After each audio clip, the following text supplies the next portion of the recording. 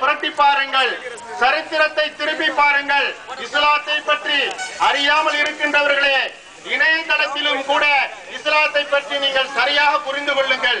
அதன் வாயிலாகவும் இஸ்லாத்தையும் எங்கள் உயிருக்கும் மேலான நபிகள் நாயகம் அவர்களையும் நீங்கள் தெளிவாக உணர்ந்து கொள்ள வேண்டும் என்பதை நாங்கள் இப்பொழுது கோரிக்கையாக வைக்கின்றோம்.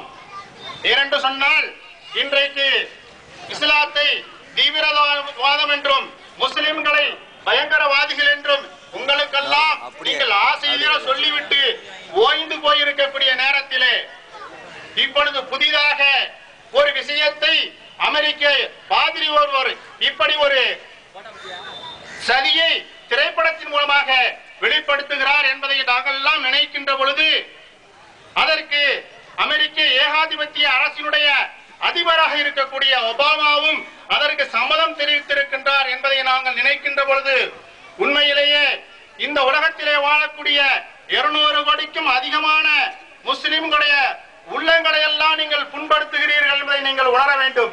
இங்கே வந்திருக்கின்ற உளவுத்துறை சார்ந்தவர்கள் இந்த தமிழ்நாட்டுடைய முதல்வர்களுக்கு தெரிவிக்கிறீர்களோ இல்லையோ, இந்திய நாட்டினுடைய பிரதமர் மன்மோகன் சிங் அவர்களுக்கு தெரிவிக்கிறீர்களோ இல்லையோ, சென்னையிலே இருக்கக்கூடிய அமெரிக்க தூதரகத்துக்கும் டெல்லியிலே இருக்கக்கூடிய அமெரிக்க தூதரகத்துக்கும் இந்த தகவல்களை எல்லாம் நீங்கள் சேர்ப்பிக்க வேண்டும் என்று நாங்கள் கேட்டுக்கொள்கின்றோம்.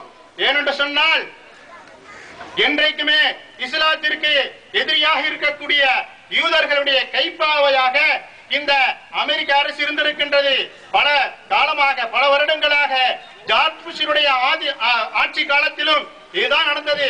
ஒரு வித்தியாசமான சிந்தனை உடையவராக, தெளிவான சிந்தனை உடையவராக ஒபாமா வருவார் என்று இந்த சமுதாயம், முஸ்லிம் சமுதாயம் எதிர்பார்த்தது. மாறாக அவர்கள் பழைய அதிபர்களே போன்றுதான் இந்த ஒபாமாவும் இருக்கின்றார் என்பதை நாங்கள் நினைக்கின்ற பொழுது, நாங்கள் ஒன்றை மிக தெளிவாக சொல்லிக் கொள்வோம்.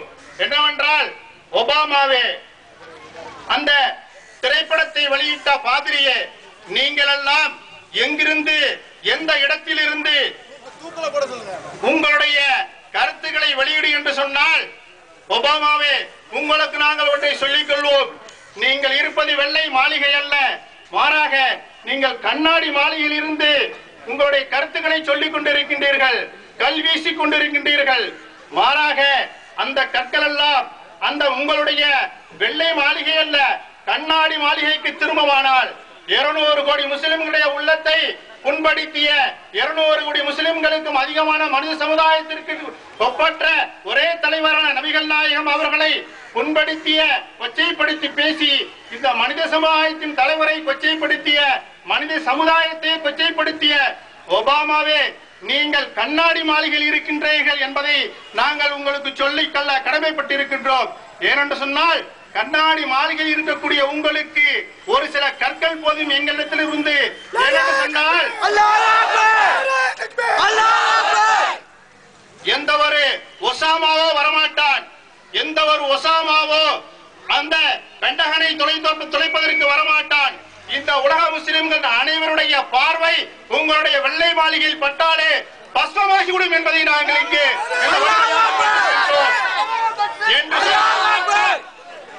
ஆகவே பதிவு செய்பவர்களே, உலக சமுதாயமே கேட்டுக்கொள்ளுங்கள்.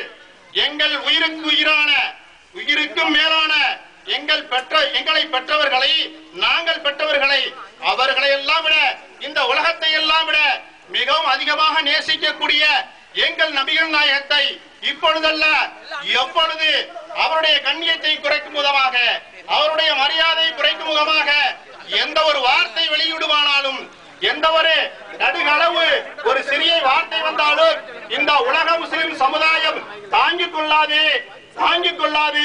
மாறாக ஆர்த்தலும் இந்த உலகம் அமைதியாக வாழ வேண்டும் என்பதற்காக ஜனநாயக முறையிலேயே நாங்கள் இந்த கன்னடத்தை பதிவு செய்கின்றோம் என்று சொல்லிக்கொண்டு என்னுடைய வார்த்தைகளை முடித்துக் கொள்கின்றேன். அஸ்ஸலாமு அலைக்கும்.